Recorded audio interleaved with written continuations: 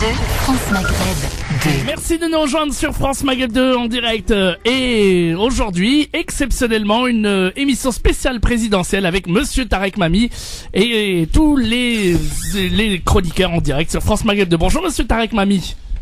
Bonjour cher Medjahed, bonjour à toutes, bonjour à tous, bonjour à Mourad, je dirais à ma gauche mais c'est physique, hein, c'est pas en termes d'idéologie, aujourd'hui on fait pas d'idéologie, et à ma droite donc forcément monsieur Yasser Elouati, monsieur Mourad Goual. Je vais juste commencer par m'énerver cher Medjahed, parce qu'en général le 8 mai, j'appartiens aux gens qui traînent chez eux, à la rue, on regarde un peu le matin les festivités la victoire, la grande victoire française de 8 mai 1945, tout en ayant un pincement au cœur, parce qu'on ne parle pas en parallèle dans les télévisions et dans les médias français au même instant de ce qu'a subi le peuple algérien le même jour à Guelma, Sétif et Harata, alors que ça fait partie de la mémoire nationale française. Aujourd'hui, ce 8 mai 45 ne fait pas partie uniquement de la mémoire algérienne, il fait partie de la mémoire nationale française, puisqu'à l'époque, la France c'était l'Algérie et l'Algérie était la France. Ça, c'est la première, un peu coup de gueule, si vous voulez, cher Medjahed. La deuxième, c'est que décidément ce monsieur Macron commence à nous faire travailler très vite, très tôt. Hier il est élu, aujourd'hui on est obligé de travailler, et comme il fait la passation de pouvoir dimanche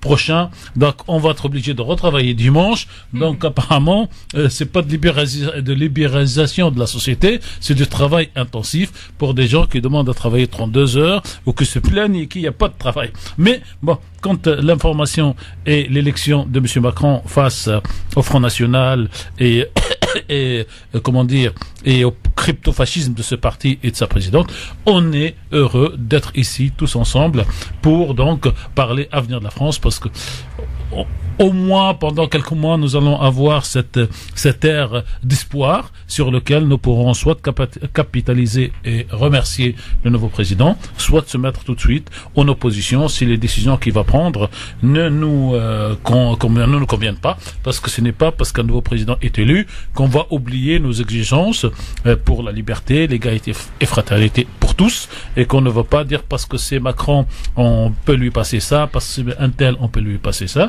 Et en même temps, dès ce soir, dès demain, on va tous attaquer ensemble les législatives, parce que le président ayant gagné son élection présidentielle, encore faut-il qu'il ait une majorité au moins relative pour passer ces lois. Et pour moi, la loi la plus importante et la promesse la plus importante, je ne sais pas ce que Yasser Gouel et Mourad en penseront, c'est la première loi qu'il veut nous mettre en place, la moralisation de la vie publique politique française, parce que c'est à partir de là où les gens risquent d'avoir confiance pour aller un peu plus loin. Mourad, bonjour. Bonjour Tarek. Yasser, bonjour. Bonjour. Voilà, donc Mourad, première réaction. Alors moi, un petit commentaire sur cette élection, sur cette impression qu'on a de gagner 5 ans sur le fascisme en attendant la suite. Et moi j'ai un peu la gueule de bois, parce que l'image était belle, hier à 20h elle était belle, mais ce qu'a suivi dans la soirée m'a un peu refroidi, il me ramène à la réalité. Quand je vois Julien Drey, quand je vois Malek Bouti, quand je vois Bruno Le Maire commencer à dire que il lève le doigt, il dit moi aussi, et petite place, s'il vous plaît. Ouais, mais ça m'embête de voir que Julien Drey, que voir Malek Bouti, ces gens-là que je tiens pour responsables du naufrage de ce ont vécu les immigrés pendant les années 80 jusqu'à l'an 2000. J'ai du mal à accepter qu'ils puissent encore faire partie de la vie politique au lendemain de cette élection. Il commence déjà à s'accommoder des termes de Macron en disant que effectivement on pourrait tous être des candidats en marche, hashtag PS ou hashtag les Républicains. Si c'est ça le cas, je pense qu'alors Macron nous a tous menti, et j'espère que dans les plus brefs délais, il va apporter des précisions quant à ce ralliement de dernière heure des opportunistes et des estrons de tout genre. C'est sûr, vous nous parlerez tout à l'heure donc de votre point de vue ou de votre coup de cœur. Aujourd'hui, nous fêtons et le bonheur et le malheur, le bonheur de l'écrasement du fascisme en Europe et la victoire française en 45, et en même temps j'irai pas jusqu'à dire un fascisme français en Algérie pour ne pas réécrire l'histoire, mais ce que le président actuel avait déjà décrit comme un crime contre l'humanité. Donc de la souffrance d'un côté, de la joie de l'autre, et c'est peut-être ça la vie humaine. Moi je considère sublimer, et d'ailleurs c'est un peu comme ça que je synthétise le petit laïus que je vous présenterai tout à l'heure.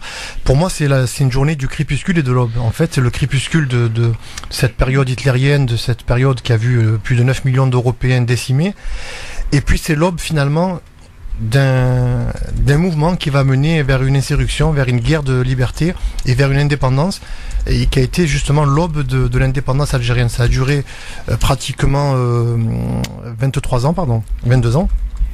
Mais au prix 10 ans déjà pour le déclenchement. Il y a eu 9 ans entre le 22 mai, enfin du 8 au 22 mai, il y a eu 9 ans de guerre civile qu'on a considéré comme des événements, et ensuite une vraie guerre qui a commencé en 54 comme tout le monde le sait, et au bout de ces 22 ans d'événements, puisque la France parle toujours d'événements dans les livres d'histoire, et 1 million de morts plus tard. Ça a changé avec Jospin.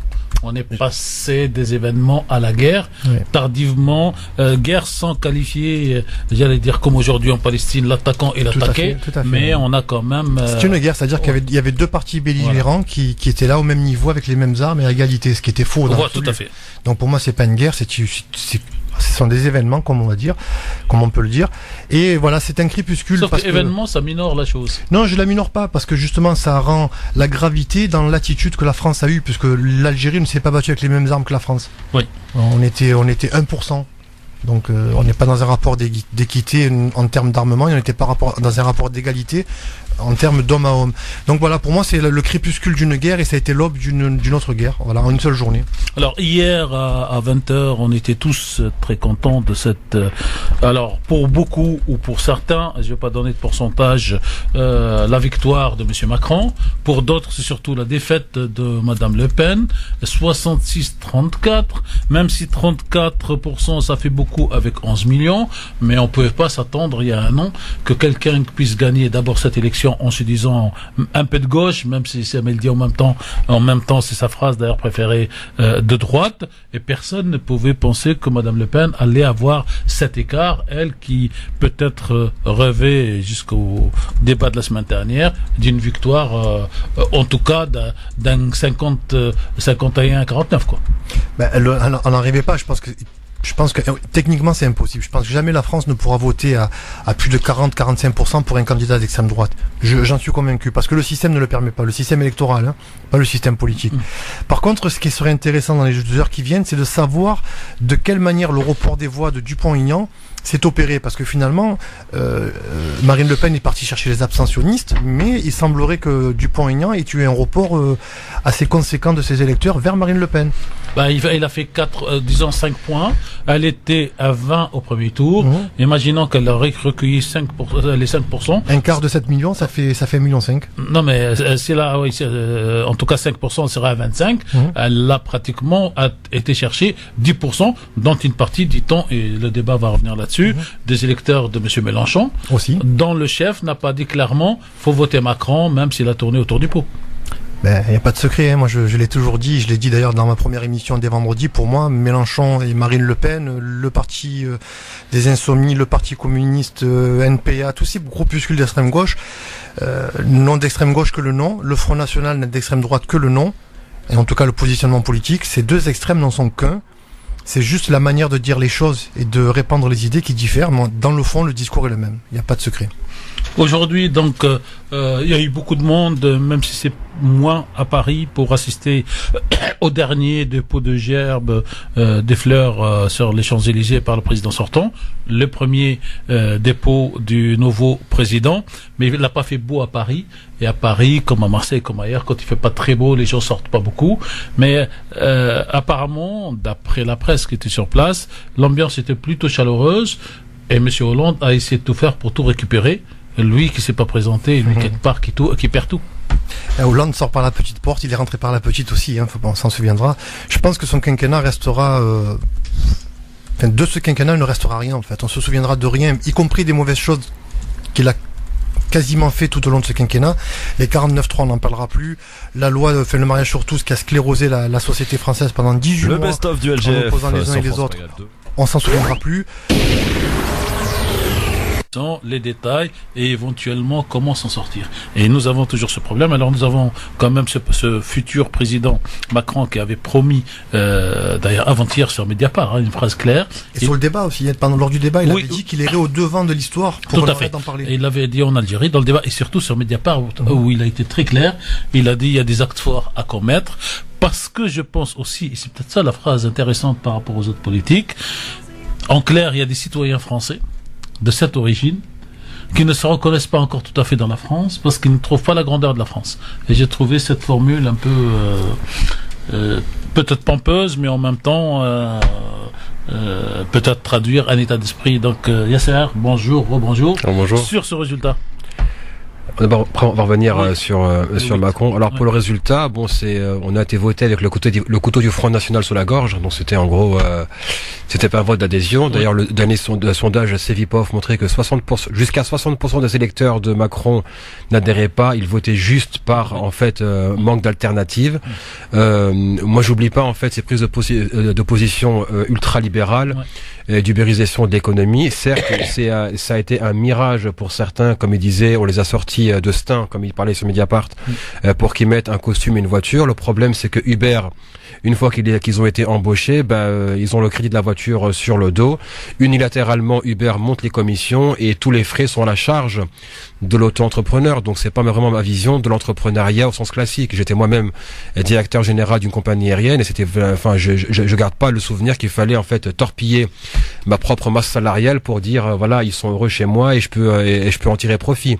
Maintenant sur la question de ce qui s'est passé hier soir, c'est un goût amer, c'est pas quelque chose à laquelle on a adhéré. Bon voilà, Le Pen a perdu mais elle a quand même collecté 11 millions de voix, il y a quand même eu 14 millions d'abstentionnistes. Il faut dire que s'il y avait eu un parti politique et des abstentionnistes, je pense qu'ils auraient largement la majorité. C'est le deuxième parti avec les bulletins nuls. Ah oui, on arrive à 27 et des broutilles. C'est la formule de Monsieur Mélenchon. Madame Marine Le Pen est arrivée troisième. Est arrivée troisième. Après Monsieur Macron, après les abstentions et les nuls. Mais les signals que ça envoie, c'est que la politique qui est basée sur des questions identitaires est là pour rester. Oui. On n'a eu qu'un répit d'une nuit. Et là, je vous parle avec la voix. Et franchement, je suis venu parce que c'est France Maghreb. Sinon, j'ai un tas de boulot qui m'attend à la maison. J'ai pris la moto, je suis venu pour la radio. Mais la résistance, ça commence dès ce matin. Il y a des initiatives qui se lancent justement pour ne pas s'endormir en se disant on vote, on démissionne et on attend on espère. Comme on le fait pour Hollande. En gros, les gens étaient débarrassés de Sarkozy, donc on va voir. Non, c'est que les promesses n'engagent que ceux qui les écoutent, même pas qui les croient. Maintenant, il y a un champ de bataille qui est devant nous, c'est celui des législatives. Macron n'a pas de parti politique, ça veut dire qu'il va dépendre des forces existantes pour pouvoir construire une. Il a en marche. C'est un parti politique. C'est un mouvement, mais c'est pas vraiment un parti. Même le qualifie de mouvement et pas de parti. Le mouvement devient parti, c'est un acte sous seing privé, ça prend 2 minutes. Non, le problème c'est que en fait lui, il veut brasser à gauche et à droite. Ce matin, j'étais encore à BBC avec une députée. D'ailleurs, c'est toujours un plaisir de rencontrer ceux qui décident parce qu'on les voit à la télévision. On peut avoir que du mépris pour cette classe. C'est ce matin qui se pointe. Oui, je suis PS et je vais m'encarter En Marche. Excusez-moi, mais vous avez fait quoi de votre candidat Benoît Hamon et des primaires? Et il m'expliquait en gros, il fallait le punir parce qu'il avait tenu tête à Hollande. Ah oui. Excusez-moi, mais le vote des primaires, il sert à quoi? Oui, mais 30 députés, je n'en ai rien à cirer des 30 députés. Il y a eu une primaire, il y a eu un vote populaire, et normalement, votre bonne conscience aurait dû vous dicter de soutenir votre candidat qui d'ailleurs, enfin, j'assume parfaitement, avait pour moi le programme le plus acceptable. Je partage, pour nous, et pour moi en tout cas ici. Sur bien des questions. Voilà, le meilleur programme c'était Hamon, mais avec des coups de couteau de côté droit. Exactement. Tout le monde. Maintenant, vu que les questions identitaires sont là pour rester, que le cordon sanitaire autour du Front National a sauté avec Dupont-Aignan, qu'on a Sens Commun qui commence à faire du pied au Front National, donc ça veut dire les fondamentalistes catholiques sont déjà en ordre de marche. Il faut pas oublier que c'est eux qui ont fait monter en flèche François Fillon. Dès la primaire. Dès la primaire, faut pas négliger cette force qu'on estime invisible. Ils reprennent juste leur place parce que pendant des années, ce sont les lobbies juifs et islamistes ou musulmans qui ont occupé le terrain politique et les catholiques se sont tus. Et c'est ce qu'on leur a reproché pendant très Des longtemps. lobbies islamistes. Il n'y a pas de lobby islamiste dans ce pays. Musulmans. Il n'y a pas de lobby lesquels musulman non Non. plus. Aujourd'hui, quand tu as le recteur de la mosquée de Paris qui négocie en direct ou avec Sarkozy ou avec Hollande certaines choses mais c'était pas au un nom lobby. ou pour la communauté, Oui. au nom ou pour la communauté musulmane, Non. jusqu'à présent, Absolument le pas. culte Ce que vous dites, catholique- les catholiques n'ont jamais pris parti pendant des années. Mais Boubacar ne représente que lui-même. Non, mais on est d'accord. Ce serait infantiliser les musulmans de dire que la mosquée de Paris les dirige, les représente. C'est pas moi qui se le dirai. Ah oui. On est d'accord sur Ouais. ça. Mais je veux te faire comprendre. D'ailleurs, que lui-même lui dit. Donc, en fait, Ouais, il non, négocie mais- pour lui-même. il le dit, mais il le pense pas. Oh. C'est la dualité de personnes. Mais les catholiques se sont retirés du débat lorsqu'il y a eu tous ces faux débats sur l'identité nationale où on parlait de religion, de laïcité, de repas à la cantine, halal, pas halal. Les catholiques étant en retrait se sont complètement rendus invisibles. Mais Aujourd'hui, ça ne veut pas ils ont- dire qu'il y a eu un lobby musulman. Non. Mais il y avait quand même oui, pas un lobby. On va amoindrir parce qu'on n'est pas assez fort pour être un lobby, je suis d'accord. Mais il y avait quand même des gens en sous-œuvre qui travaillaient auprès d'élus locaux parce qu'en général, la laïcité, quand on veut la défendre, c'est toujours au niveau local. Le c'est jamais au niveau clientélisme, ça, veut On dire, est d'accord. non, ça et quand, c'est, et ouais. quand on a les petits recteurs de mosquées sous format de loi 1901 qui demandent des créneaux de piscine, comme les rabbins le font pour leur... Mais ça fait pas, encore une fois, c'est pas une force politique. Non, mais... Entre ceux qui mangent dans la gamelle et ceux qui sont en position d'imposer ou d'influer sur le pouvoir, Eh ben, les il y a cathos- un océan. Alors les cathos, justement, ils se sont dit, on va manger à la gamelle et on va commencer à... Non, à non, parce revenir que au pouvoir. l'Église catholique a toujours influé sur les responsables politiques. Moralement. Non. Il y a bien des lois qui ont été retirées. On a même vu des campagnes de publicité qui ont été censurées par l'Église catholique. Je me rappelle que j'étais enfant, la Renault 19, vous vous rappelez pas, années 90, c'était une personne qui se mariait et en fait, vous vous en rappelez ou pas? Il se marie, il divorce en fait, avec sa voiture. Oui, mais ça c'est un Non, cas mais- qu'on peut ramener aussi aux juifs, aux musulmans. Non, C'est non, pas- non, c'est non, on l'exception peut qui pas fait la dire, règle. non, pour les organisations qui se disent représentatives de la communauté juive, le paramètre fondamental, c'est la défense d'Israël. C'est On est absolument d'accord, pas une question religieuse. Mais les Laisse-moi finir, catholiques se sont mis en retrait. Non, depuis- parce qu'ils ont toujours eu une influence. Non, excusez-moi. Alors là, c'est un sujet que j'ai, on va dire, c'est, Tu peux le maîtriser, on peut ne pas être d'accord. ah non, non, mais, je dis ah non, que mais, les catholiques je maîtrise rien du tout. Non, parce que j'ai Et ils regardé la reviennent. question. Non, non. Et le problème, c'est qu'ils reviennent par le côté le plus Non, radical. ils ont toujours été présents, sauf que là, il y a eu une montée d'une frange ultra agressive qui s'est dit, maintenant, on va imposer notre agenda. Pourquoi? La question du mariage pour tous, et d'ailleurs, ça avait été dit à juste titre. Qui en fait, un mariage pour tous Brigitte Bardot, je crois que c'est une catholique radicale. Mais non, non, on parle quand même de la frange catholique traditionnaliste, au-delà de la pratique. Eh ben, c'est là que la France catholique traditionnaliste a repris les choses en main depuis cette histoire du mariage pour tous. Mais ça ne veut pas dire avec une représentation politique faite par Brigitte Bardot qui les a ulcérés. Oui, le problème, non mais là, le sens commun a pris sa force de là. Par contre, non, je veux dire, je pense que là on parle de deux choses qui sont pas comparables. C'est que quand on parle, non, parce qu'il y a en fait, il y a l'Église catholique officielle qui s'est d'ailleurs tue. Qui se quand même tue, je veux dire, c'est quand même grave. On a le Front National qui est au port du pouvoir et qui se tait. On a quand même eu quelques responsables religieux au niveau local qui ont dit on peut pas se taire. Oui. On parle parce que là c'est, on peut pas. Mais parce que le clergé majoritairement est dans l'état extrême droite. Il faut le dire. Voilà. Donc, ce qui nous ramène à la question de sens commun, c'est pourquoi est-ce que j'en parle? C'est parce que eux maintenant ils sont capables de faire le pont entre la droite traditionnelle, républicain, etc. et le Front National. Ça veut dire que des jeux d'alliance vont être construits, ou plutôt vont être mis en place grâce à ces groupuscules qui... Non, le problème qui se pose, c'est que ça va exacerber la question identitaire. Donc on a déjà la question de la couleur de peau, la France est un pays blanc, etc., avec Nadine Morano, et c'est repris par Sarkozy, etc. Le débat sur les racines judéo-chrétiennes, et là je dis, excusez-moi, si la France était vraiment judéo-chrétienne, elle n'aurait pas envoyé ses propres juifs aux chambres à gaz. Non, mais Yasser, vous avez ici à Paris une déformation qui est justement, vous avez un focus vers l'intérieur, c'est-à-dire que vous regardez la France en regardant Paris. Ce que tu me dis, nous, dans le sud, je vais te parler de Marseille, je vais te parler de Vitrolles. Vitrolles a été une des premières grandes villes avec Toulon, dirigée par le Front National. D'accord? Le premier adjoint de cette ville, qui a assisté Bruno Maigret, qui a été un des dissidents du Front National, s'appelait Hubert Fayard. Il y a plus de 20 ans de ça. Et bien, tous ces élus qui ont fait la fronde au sein du Front National pour prendre la présidence avec Bruno Maigret, 95, ouais. voilà, se sont dilués. Ils ont été récupérés. Ouais, à peu près 95. Premier mandat.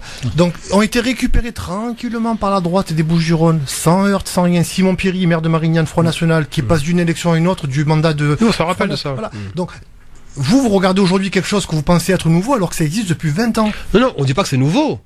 On dit pas que c'est nouveau. Non, le problème c'est que maintenant c'est une position qui est assumée. Quand on a François Fillon qui dit... C'est 20 ans qu'elle a assumé. Non. La preuve, c'est qu'il passe d'un parti à un autre. Normalement. Et c'est-à-dire qu'il non, passe mais c'était pas assumé. Le problème, c'est qu'ils vont dire, je quitte un parti pour un autre pour mon mandat local. Là, on a un groupuscule qui s'appelle Sens Commun, qui n'est élu nulle part, qui est juste là pour influer sur le pouvoir. On a François Fillon qui dit quoi? Ça s'appelle un lobby. Oui, non mais on est bien d'accord. Mais c'est parce que là, je vous parle d'une chose qui existe et qui a influé sur la primaire de la droite, qui impose les thématiques aussi bien au sein de la droite et qui légitime celle de l'extrême droite, donc il fera le pont entre les deux. Et on peut pas dire que ils ont pris la place de lobby musulman ou juif, puisque ils ont pris la place, ils ont repris leur place. Alors, si vous permettez, oui, on va marquer la pause comme ça, on est tranquille. Et puis je vous laisse réfléchir voilà. sur le poids des catholiques quand M. Mitterrand a voulu abolir l'école publique, l'école catholique. On y reviendra. Merci de nous rejoindre sur France Maghreb 2 et nous sommes au cœur d'une émission spéciale en direct sur France Maghreb 2 avec Tarek Mami et le grand forum spécial élection présidentielle. Alors merci Medjahed, donc on mixe comme c'est la date qui nous l'impose. C'est à la fois résultat des élections présidentielles françaises, deuxième tour, 66-01 pour le nouveau président, monsieur donc Emmanuel Macron. Va falloir s'habituer à passer au président Macron et tout ça, parce que jusque-là c'était Macron contre Le Pen, mais là bon, le statut du président doit se réimposer dans les émissions de radio et je suis presque tenté de vous proposer, est-ce que vous accepterez cette formule? C'est l'élection du président à Emmanuel Macron avec 66,1 de voix, donc contre 11 millions d'électeurs pro-Front National, parce que personnellement et jusque-là, je n'admets pas qu'en France on puisse avoir 11 millions pour le Front National, et donc peut-être qu'on fasse du pourcentage des présidents gagnants qui est énorme, 66 dans une élection présidentielle. Toutes les élections ont été gagnées à moins de 53%, sauf bien sûr celle de 2002 avec monsieur Chirac contre Le Pen, qui était plutôt un fleuve à 82% et qui n'a servi à rien parce que le président Chirac s'est trompé d'analyse et a estimé que les gens ont voté pour lui. Il aurait dû là commencer les fameuses cohabitations, peut-être le changement de la loi en proportionnel et plein de choses pour ne pas se retrouver à la reste. Cette formule, Mourad, ce 66% contre 11 millions est explicatif. Elle s'explique parce que la société française aujourd'hui vote de manière racialiste. Quand on vote pour le Front National, on vote avec un vote racialiste. On vote pas pour la France, on vote contre ce qui n'est pas français. C'est la base. Ce qu'on ne considère pas comme français. Voilà, ou ce qui ne ressemble pas à ce qui peut être français. Mais moi, ce qui m'agace le plus, c'est pas ces 11 millions d'électeurs, finalement, c'est l'argent qu'elle va empocher grâce à ces 11 millions d'électeurs. Parce que le vrai problème des élections en France, et le nerf de la guerre, c'est l'argent que génèrent les élections. On a des partis politiques qui se transforment en véritables entreprises. D'ailleurs, tous les partis politiques ont des micro-partis au sein même de leur parti politique. Il y a une polémique aussi autour des Fillon avec 3 millions d'euros de son micro-parti. Va-t-il les reverser à la cagnotte? Pour le moment, sa réponse est non. Voilà, et vous voyez que l'enjeu est là. Quelle surprise. Comment un micro-parti comme celui du père Le Pen peut avoir une capacité de financement de 6 millions d'euros? À un moment donné, il faut qu'on s'intéresse un peu à cet argent. Il faut qu'on s'intéresse aux modalités qu'ils ont dans la gestion de cet argent. Parce que moi, c'est ça qui m'interpelle. Qu'elle fasse 11 millions, qu'elle en fasse 25, même qu'elle ait pu gagner, ça m'aurait pas choqué parce que je suis dans un pays où la République fonctionne et les urnes ne sont pas bourrées, ou en tout cas si elles le sont, elles ne sont pas de manière à modifier un résultat de manière spectaculaire. On apprend quand même la démocratie, comme disait Copé, non? Voilà. Mais moi, ce qui m'agace, c'est l'argent qu'elle empoche, et en plus elle empoche cet argent, même pas 18 mois après, la rafle, le hold-up qu'elle a opéré au régional. Parce que sa progression ne remonte pas à hier, mais elle remonte à quand même 5-6 ans en arrière, et elle empoche les millions, elle les enchaîne. Et d'ailleurs, elle qui voulait gérer la France, faudra qu'elle nous explique comment elle fait pour avoir un parti en incapacité de financer sa propre campagne politique, alors qu'elle est blindée de subventions politiques. Et de richesses personnelles. Ça, c'est autre chose. Mais c'est un parti qui reçoit pas mal de subsides financiers de l'État, et à chaque élection, ils sont obligés d'avoir un recours à de l'emprunt, ce qui sous-entend que finalement, les liquidités, les fonds propres du parti, il n'y en a pas, et que les liquidités partent dans des salaires, dans des frais de fonctionnement qui, à mon avis, sont pharaoniques. Et si quelque part, il y a peut-être pas forcément des gros salaires, il doit y avoir, à mon avis, et je prends la responsabilité de ce que je dis, un train de vie, ou en tout cas de nombreux emplois qui n'en sont pas. Bah, de toute façon, je ne sais pas si les emplois ne sont pas, mais les emplois ne sont pas affectés au salaire reçu. C'est pour ça qu'il y a aujourd'hui une enquête policière. Parce qu'elle reçoit l'argent de l'Europe aussi. Oui, mais justement sur l'Europe, maintenant, elle va devoir aller voir le juge qui la convoque pour parler gros sous, là, Madame Le Pen. Là, elle peut pas dire, je suis députée, j'ai l'immunité, je suis candidate. Elle a dit après les élections. Pas après l'élection. Oui, mais là, on y est, les élections, c'est plus tard dans 5 semaines, quoi. Oui, mais sauf que l'immunité parlementaire, ça mettra plus de 10 mois avant qu'elle aboutisse, parce que c'est un processus qui est très long. Il a été très vite pour un des volets de son affaire. Hein. Oui, mais parce qu'il concernait une partie qui était pénale et directement condamnable. Mais pour le reste de son affaire, ça prendra plus de 10 mois.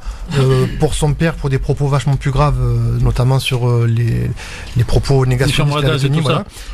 Ça avait mis quand même plusieurs mois aussi. Non, donc, mais ça fait l'usage, tu te fais condamner en première instance, tu fais appel, tu vas en cassation. Il y a des citoyens, il y a des citoyens qui subissent une justice, il y en a d'autres qui s'en servent, c'est la France. Alors, messieurs, pour rester dans les règles de cette émission, chacun de vous a préparé un petit papier. Alors, Yasser, sur quoi porte aujourd'hui votre papier? Ce sera sur prendre d'assaut l'Assemblée nationale. Prendre d'assaut. Je sais que pour une personne qui a ma couleur de peau et ma religion, ça fait très peur. Oui. Mais c'est plutôt un cri citoyen. Non, mais moi je pensais à Monsieur Dassault. Ah oui. Monsieur Dassault qui va prendre l'Assemblée Dassault, lui qui a été éjecté de Sénat ou qui va être éjecté. Lequel? Celui qui a parlé avec Dupont-Aignan ou bien le père? Celui qui a parlé, non, il n'y a plus de père. Le père est parti longtemps. Qui était un grand monsieur. Marcel. Vous savez ce qu'il faisait? Il faisait de la gestion patrimoniale, paternaliste, mais d'une manière extraordinaire. Quand il se rendait dans une de ces usines, il y en avait en France. D'abord, quand il construisait une usine, juste à côté ou en face d'usine, ils construisaient les maisons pour que les ouvriers habitent en gros à moins de 10 minutes à pied. Donc il n'y a pas besoin de transport public, il n'y a pas besoin d'être en retard, il n'y a pas d'excuse. La deuxième chose, c'est qu'il construit à côté l'école publique pour que l'État envoie les instituteurs, parce que c'est pour les primaires. À côté, il va construire un petit stade, une piscine. Donc il va donner ce que les socialistes... C'était les schémas du 19e siècle. Du 19e siècle. Et ensuite, quand ils seront dans une des usines, donc il fait venir le directeur de ressources avec les photos de tous les salariés de l'usine, et il lui dit, je veux que tu me racontes sur ces 100 ou 200 personnes, quel est celui qui s'est marié, quel est celui qui vient d'avoir d'un fils qui a eu le bac, quel est celui qui vient dont le papa ou la maman vient de décéder, et tu me le mets en numéro 1, en numéro 15, en numéro 23, parce qu'il ne faut pas se rappeler de tout. Et il avait des enveloppes dans la poche avec les noms des gens. Et donc quand il arrivait, il avait quelqu'un qui dit 15, donc il arrêtait, il disait les mots qu'il faut, il donnait l'enveloppe, et ces gens-là se révélaient les meilleurs casseurs de grève après, parce qu'il dit qu'est-ce que vous avez à reprocher à un patron qui nous connaît tous un par un, et qui, quand il est venu, il a donné l'enveloppe à un tel et un tel. Voilà comment le père... Mais il a continué très tard, jusqu'à ce que, même dans sa ville de Corbeil... tout à fait, voilà. Non, Corbeil, c'est le fils. Hein, oui, non, mais même le fils, parce même le fils a été condamné, mais en fait, il a été condamné sur des faits mineurs, parce que l'ensemble de la ville avait profité de ce système. Et d'ailleurs, vous avez, dans sa ville, à côté, pas très loin de la fameuse banlieue, les trois bornes, ou les bornes, la mosquée qu'il a construite sur son argent personnel. Elle s'appelle Mosquée Fath ou Montréal, mais les gens l'appellent à ce jour Mosquée Dassault. C'était les grands bourgeois du 19e siècle. Voilà. Et donc, je pensais à ce Dassault qui virait donc des Sénats pour plein de trafic financier, et que je me suis dit peut-être que notre ami Yasser, il a un scoop pour nous. Non, pas du tout. Qu'il va quitter le Sénat pour aller non, pas du tout. à l'Assemblée. Moi, je vois que c'est un autre assaut, j'allais dire historique. Un assaut citoyen sur les législatives. Oui. Donc encore une fois, il y a un travail de terrain que je côtoie régulièrement et qui malheureusement manque de muscles. Donc il y en a qui passent 15, 20 ans de leur vie à militer au niveau du terrain, qui sacrifient, j'en connais même qui n'ont pas vu leurs enfants grandir. D'ailleurs je les salue au passage parce qu'ils ont eu des discussions, ils me disent Yasser, j'ai commencé, t'étais pas encore né. Et maintenant je pense qu'il y a une opportunité qui s'ouvre avec l'écroulement du Parti Socialiste, avec l'écroulement du Parti Les Républicains, avec le champ de bataille que représentent les législatives, de pousser un maximum de personnes à s'inscrire en tant que candidats indépendants. On verra pour la logistique par la suite. Là, c'est de prendre position. On verra. D'abord, ils se positionnent. D'accord. Ensuite, maintenant, sur ces questions de logistique, sur ces questions d'argent, personne ne peut enlever à un acteur social local sa légitimité. Personne. Et justement, je pense qu'il faut qu'à un moment, il faut mettre un stop à ces candidats qui sont parachutés. Je pense à un copain militant dans 94 d'où je viens, qui va maintenant apparemment les bruits qui courent, c'est que Macron va lui parachuter quelqu'un sur son terrain. Et là, je lui ai posé la question. Je lui ai dit, excuse-moi, ça fait 20 ans que tu milites, tu vas encore laisser le terrain vide pour que des personnes qui ne connaissent absolument rien des problématiques locales s'en saisir.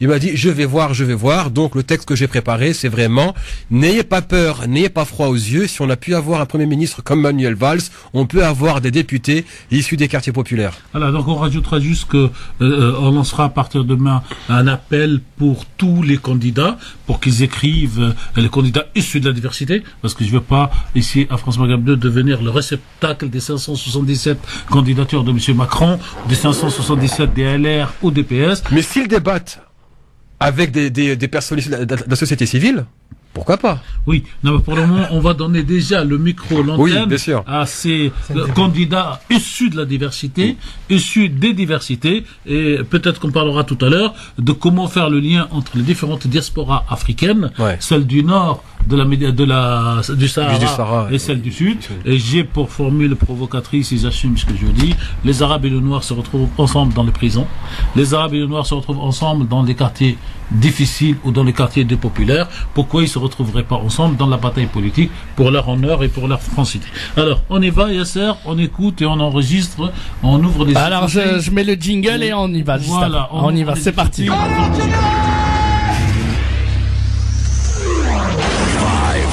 3, 2, 1, 0. Je fais quoi que ce soit, c'est la mise à pied. Alors piétinez-moi, allez-y. Bien, c'est parti pour la vie tranchée, donc, de monsieur Yasser El Ouati. Alors d'abord, c'est Yasser Louati. Ah, Louati, donc, pardon. on va... Vous notez, monsieur Mami? Il a dit monsieur El Ouati. Donc, là, Christophe me manque déjà. Donc, mais ça, c'est la faute de Christophe qui n'a pas passé le bon témoin. Mais c'est pas grave. Donc Christophe, si tu nous entends, on va t'accueillir. On la refait, On la refait, allez. Donc, il va effacer tout ce que vous avez écouté, chers auditrices, chers auditeurs, et on va repartir et vous allez voir comment il va prononcer Yasser Louati comme il faut. On y va. Allez, on y va. Attention, jingle. On y va. C'est parti. 5, 4, 3, 2, 1, 0. Je fais quoi que ce soit, c'est la mise à pied. Alors piétinez-moi, allez-y. La vie tranchée donc tout de suite de monsieur Yasser Louati en direct sur France Maghreb 2. En français dans le texte. Alors, J+1 depuis le coup de frein à la campagne présidentielle de Marine Le Pen, qui a quand même collecté à elle seule 11 millions de votes. C'est pas rien, vous me direz, c'est même énorme. De son côté, le président fraîchement élu, Emmanuel Macron, s'est arrangé pour avoir à lui seul 65% des voix, et si l'on en croit le dernier sondage Cevipof, il y a quelques jours, dans certains segments de son propre électorat, jusqu'à 60% d'entre eux ont voté pour lui, parce qu'ils n'avaient pas d'autre choix, c'est-à-dire ce n'est pas un vote d'adhésion, mais un vote juste pour bloquer Marine Le Pen. Le roi est donc tout nu et dépendra des élections législatives pour se faire une majorité parlementaire, et au vu du champ de bataille laissé par l'effondrement du Parti Socialiste qui a boycotté son propre candidat Benoît Hamon, et le parti dit les Républicains, mené au suicide collectif par François Fillon, autant vous dire que ça va swinguer et que c'est une fenêtre d'opportunité pour bien d'entre nous qui veulent en découdre avec un régime politique injuste, qui fabrique les inégalités à la chaîne, puis fait porter le chapeau aux plus démunis, aux minorités, avec une haine pour les plus faibles. Quant à la moralisation de la vie politique dont on parlait à l'instant, que personne ne se fasse d'illusions, elle viendra que par la vigilance citoyenne. À quoi bon faire passer des lois si les décideurs politiques peuvent choisir de les appliquer ou pas? Et comment espérer moraliser la politique quand des députés peuvent passer des lois en catimini tout en jouissant de l'impunité parlementaire? Non, soyez sérieux, sans verser dans le populisme. Certains comprendront où je veux en venir pour ceux qui connaissent mes prises de position sur cette 5e République dont la dernière convulsion a été de prendre à sa tête un tout jeune président inconnu il y a encore 3 ans. Et pour citer un journaliste de LCP ce matin, il est la confirmation du vide politique qu'il y a en France. Alors maintenant, une fenêtre d'opportunité s'ouvre pour que des candidats issus de la société civile puissent se présenter et ainsi prendre part au débat citoyen, qui puisse faire émerger la voix du terrain. Et encore une fois, quand on est un acteur local, qu'on est connu pour son parcours et son sérieux, le cran suivant, ce n'est plus de militer et de s'en arrêter là, mais de militer et de porter le combat dans cette citadelle bourgeoise qu'on appelle l'Assemblée nationale. Et je prends pour référence un texte historique qui m'est vraiment très très cher au cœur, l'appel de la Commune de Paris de 1871, appel aux électeurs. Citoyens, citoyennes, ne perdez pas de vue que les hommes qui vous serviront le mieux sont ceux que vous choisirez parmi vous, vivant votre vie, souffrant des mêmes maux. Défiez-vous autant des ambitieux que des parvenus. Les uns comme les autres ne consultent que leur propre intérêt et finissent toujours par se considérer comme indispensables. Défiez-vous également des parleurs incapables de passer à l'action. Ils sacrifieront tout à un beau discours, à un effet oratoire ou mot spirituel. Évitez également ceux que la fortune a trop favorisés, car trop rarement celui qui possède la fortune est disposé à regarder le travailleur comme un frère. Enfin, cherchez des hommes et des femmes aux convictions sincères, des hommes et des femmes du peuple, résolus, actifs, ayant un sens du droit et une honnêteté reconnue. Portez vos préférences sur ceux qui ne brigueront pas vos suffrages. Le véritable mérite est modeste et c'est aux électeurs à choisir leurs hommes et leurs femmes et non à ceux-ci, de se présenter. Citoyens, citoyennes, nous sommes convaincus que si vous tenez compte de ces observations, vous aurez enfin inauguré la véritable représentation populaire. Vous aurez trouvé des mandataires Vous aurez enfin inauguré la véritable représentation populaire.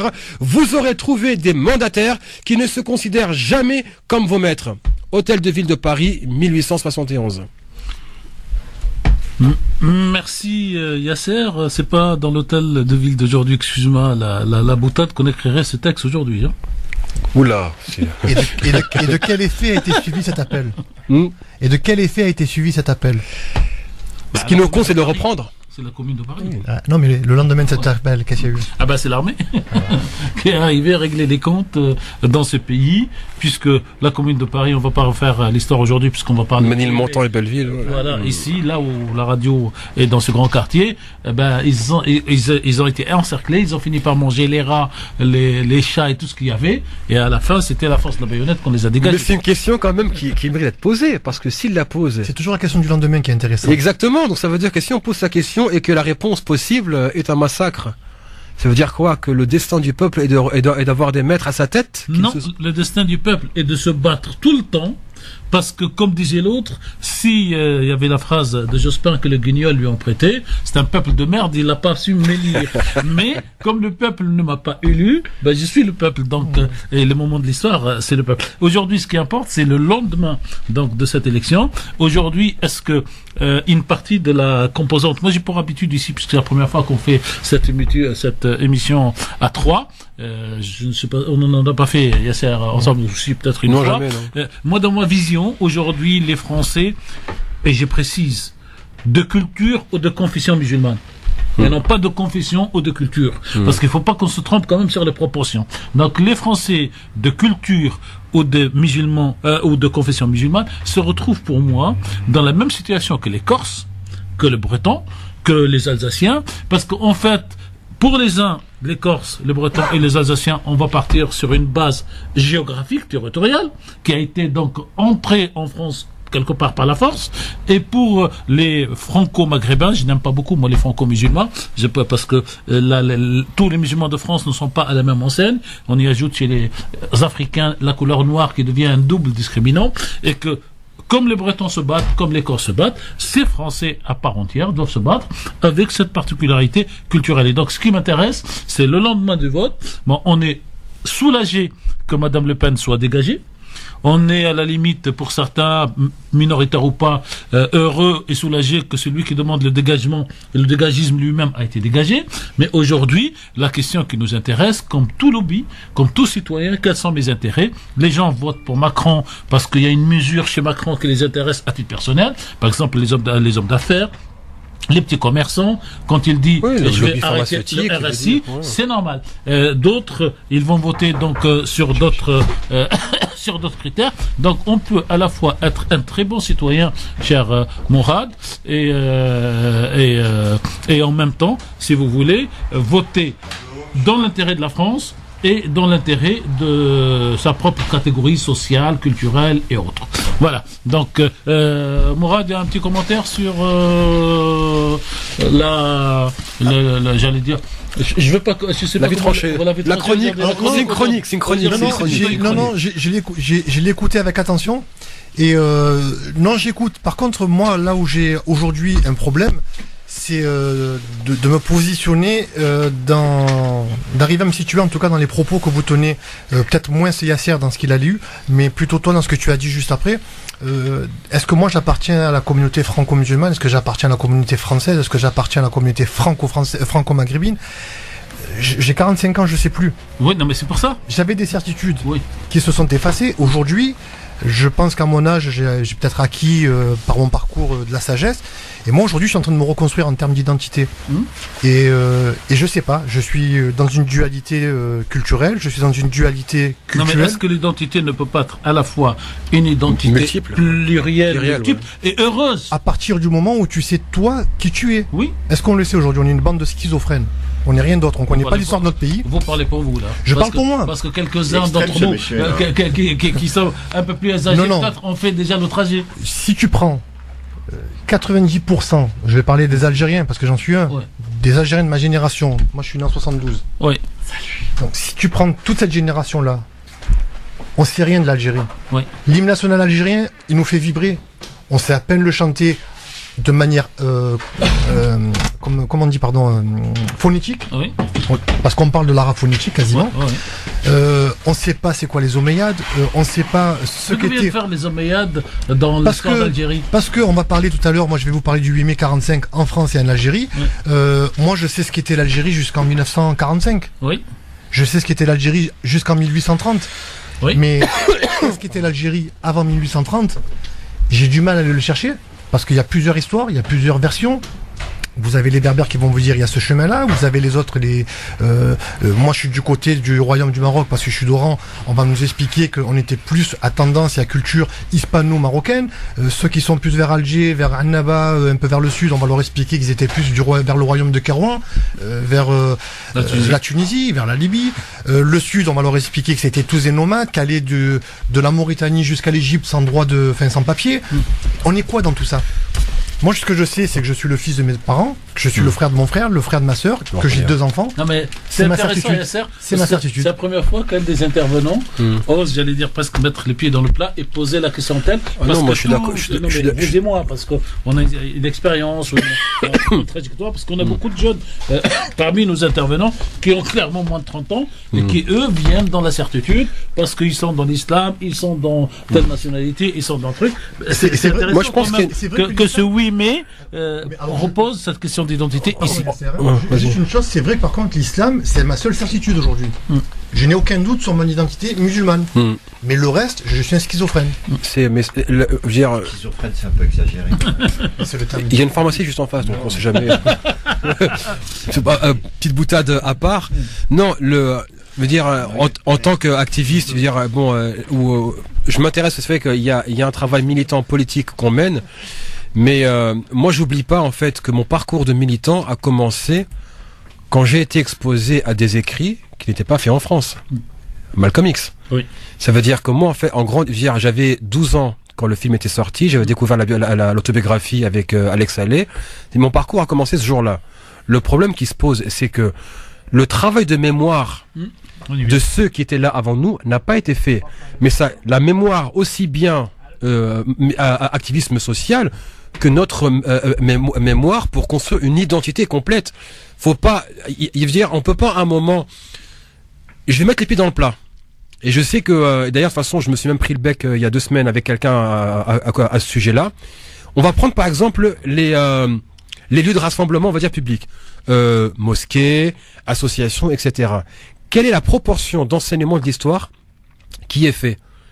On est là, c'est vrai qu'il y a la revendication, mais moi, ce que je remarque depuis 92, ça veut dire, à chaque fois qu'il y a une nouvelle génération de militants qui vient, ils recommencent à zéro, ils réinventent la roue à chaque fois. Voilà. À chaque fois, moi, j'ai eu la chance de côtoyer ceux qui ont milité dans les années 70-80. Et vraiment, c'est vraiment, on apprend la modestie, on se dit, mais moi, à côté, je milite dans le luxe, à côté de ça. Le problème qui se passe, c'est que, après, je leur renvoie la responsabilité. Vous avez milité, vous avez sacrifié, vous avez pris des coups, mais vous avez rien transmis. Alors, si vous permettez, il y a Jean-Marc Zebulus qui nous rejoint dans quelques secondes. Il y a deux éléments. En fait, moi, je suis heureux de ce débat. Il faudra peut-être qu'on en fasse vraiment beaucoup. Parce qu'en fait, ce que je retiens de ce que dit Yasser, c'est que la nouvelle génération qui arrive n'a pas, comment dire? N'a pas des points de référence. N'a pas d'instrument de récupération de la mémoire collective qu'il a dévancée. Et moi, j'ai eu ici, dans cette radio et dans des débats, des gens qui viennent m'expliquer qu'ils vont lancer la première grande organisation qui va, et je leur dis en toute modestie, on va prendre un café. Et je vais vous parler, comment en fait elle s'appelle la fameuse marche, et j'ai 99% des gens qui disent oui, la marche des beurs. Mais quel beurre? J'avais toujours à certains moments, et je l'ai toujours sur mon ordinateur, la photo de l'affiche de la marche. Il n'y a pas le mot beurre, c'est la marche pour l'égalité et contre le racisme. Tout à fait. Non mais et cette transmission n'est pas faite et doit être transmise parce que moi j'ai débarqué dans ce pays pour faire des études. Bon, ça me rajeunit, chères auditrices, chers auditeurs, mais on peut pas faire autrement en 74. Et je suis tombé pile poil avec la première grève de ce qu'on appelait les travailleurs Sonocatra qui ont refusé de payer leur loyer. Pourquoi? Après, on a dit c'est parce qu'ils voulaient des salles et des mosquées. Non, c'est parce qu'ils payaient un tarif d'une chambre d'hôtel pour être à 4 d'une chambre avec 4 lits superposés, sans eau chaude, sans douche individuelle et des toilettes au bout du couloir. Et donc, il y a la pub qui arrive, mais vraiment merci à vous, Yasser, de soulever cette question, et surtout merci pour la spontanéité de Mourad qui met les pieds dans le noir. Nous avons un problème de transmission historique, c'est pour ça qu'on parle d'Alger et de Omeyyades sans avoir un fil. Non mais c'est pour ça que je veux dire, moi, une identité, c'est pas, voilà, juste 5 secondes. L'identité, c'est pas de brandir le drapeau algérien avec pendant les mariages et le match de foot. Il y a un truc qui me dérange. Ouais, pub, on y va. Non, mais il faut justement, on peut pas dire une rupture. On peut dire peut-être une incompréhension. Mais je peux pas dire qu'il y a vraiment une scission. Je peux pas dire ça. Je pense qu'à un moment donné, il y a eu un manque de transmission, il y a eu un manque de confiance, il y a eu quelque chose qui s'est passé. Est-ce que aussi c'est pas dû au pouvoir politique? Est-ce que c'est pas dû aux mass médias? Ça, c'est un quid. Mais je pense peut-être qu'il y a eu une cassure, mais pas. On peut pas dire une vraie scission. En fait, c'est que j'appartiens à cette génération, en fait, je veux dire qui est trentenaire. Et en fait qui milite. Donc en gros, il y a des références historiques. Donc moi j'ai un regard, c'est ma formation, c'est mon parcours personnel qui fait que je regarde un petit peu avec un pas en arrière en me disant comment est-ce que la mémoire est utilisée. Est-ce qu'on s'en sert pour dire on reprend le flambeau pour continuer là où les autres se sont arrêtés avant nous, ou bien est-ce que ce qui s'est passé avant va servir seulement de slogan politique? Oui. Et donc moi ce qui me pose problème, c'est que on ne peut pas se servir des luttes passées comme slogan politique et puis à chaque fois se comporter comme si on réinventait la roue et on reprend à zéro. Tout simple. Aujourd'hui, par exemple, on va organiser, comme disait Alassane Tarek, on va inventer la première organisation on va faire la première chose etc., etc. Or, alors que bien des choses ont été faites avant et des fois encore mieux.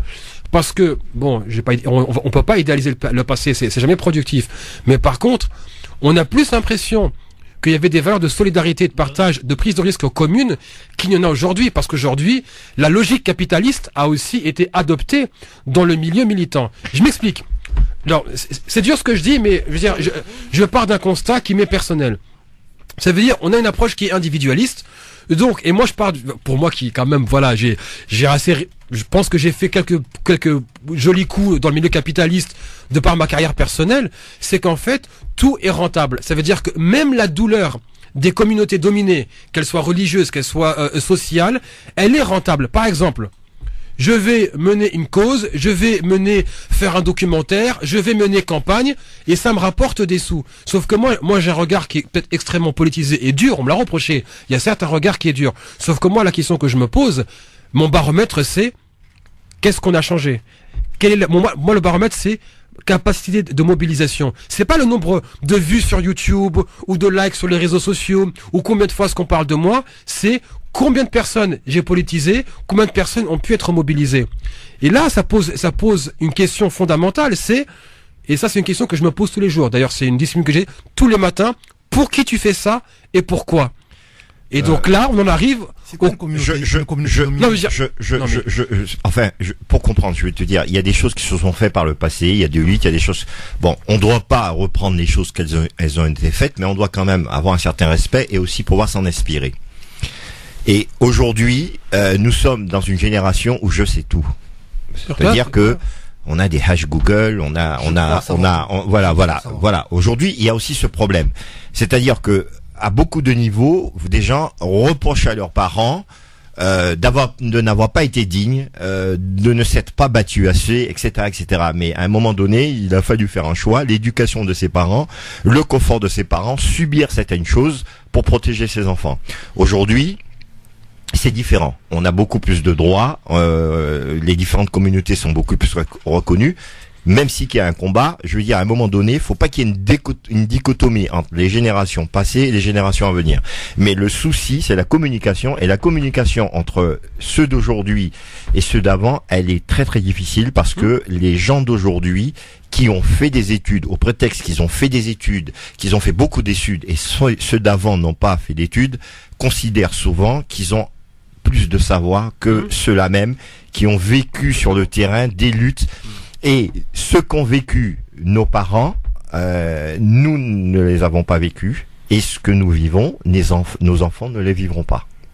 Non, Je rajouterais, en fait, comme on reste dans la transmission et la mémoire, nous passerons donc à la chronique aujourd'hui de Mourad Goual qui va parler de la mémoire donc du 8 mai 1945, côté positif, libération de la France, côté négatif, donc assassinat à Sétif. En réalité, le problème, moi qui ai une trajectoire, chacun de nous a une trajectoire différente, peut-être des expériences différentes. Moi, ce qui me désole, c'est la non-transmission de ce qui a été fait par les uns, la non-connaissance de ce qui a été fait par les anciens, par les nouveaux, au-delà de ce que vient de dire Jean-Marc, qui considère que les anciens étaient des ignares, pour faire simple, et qu'aujourd'hui c'est des bacs plus 50, mais ils ne connaissent pas, donc ils partent d'une part d'ignorance sur lequel se construit, ou l'adversaire politique construit, et sur lequel l'égoïsme capitaliste permet, moi je suis médecin, cardiologue, bac plus 50, je m'en fous de ce que les ouvriers ont fait, parce qu'ils l'ont fait par égoïsme. Il y a une autre dimension, moi, qui m'intéresse, il y a deux dimensions sur lesquelles je travaille souvent. La troisième, on en a touché un petit mot tout à l'heure sur les diasporas africaines du Nord et du Sud, mais il y a deux, moi, qui me prennent la tête quand je réfléchis à ce sujet. Le premier, c'est comment a été détournée la marche pour l'égalité pour devenir une boîte à Pandore chez les socialistes, Julien Drey, Monsieur Harlem Désir et quelques autres. Malek Bouti. Non, Malek Bouti, c'est la 10e. Oui, mais j'ai de l'urticaire. Non, mais quand on analyse, cher Mourad, faut pas avoir de l'urticaire. Faut regarder et mettre comme un médecin qui a un kaléidoscope, tous ces gens sur le même kaléidoscope. Ouais, mais... Et quand vous prenez la 15e microbe, pour ne citer personne, que vous rajoutez sur une charrette qui était déjà plombée, la 15e microbe est plus, comment dire, la goutte qui fait déborder le vase de la charrette que la charrette. La charrette, c'est Julien Drey, c'est Monsieur Harlem Désir, et c'est quelques autres dont j'ai la liste pour les intéresser. Et comment on a détourné une marche pour l'égalité en marche des beurs? Il était aussi, je crois. Non, mais c'est pour ça, il faut, si vous voulez, c'était en France. Non, mais il était même pas, il venait de débarquer. Il a débarqué beaucoup plus tôt, mais il venait donc de rentrer. Et après, il a commencé par faire franc-maçon, avant de faire de la politique. Bon. Non, mais ce qui m'intéresse, c'est que nous jeunes ne vont pas regarder cette période. Et d'ailleurs, il y a une autre initiative, je ne veux pas en parler aujourd'hui, et j'ai proposé quelque chose, et je vois une petite initiative qui est détournée, et j'écris à la personne pour lui dire, monsieur, je suis étonné que ce que je vous propose comme idée de réflexion, vous en faites une action que vous signez. Parce qu'aujourd'hui, je ne peux pas accepter les détournements qu'il y a eu en 1983. Deuxième chose la plus importante, je choque les auditeurs, c'est pas grave, parce que je les choque parce que je les incite à réfléchir. La marche de 1983 a été construite sur le triptyque de la République. liberté, égalité, fraternité, il n'y avait aucune dimension, ni ethnique, ni religieuse.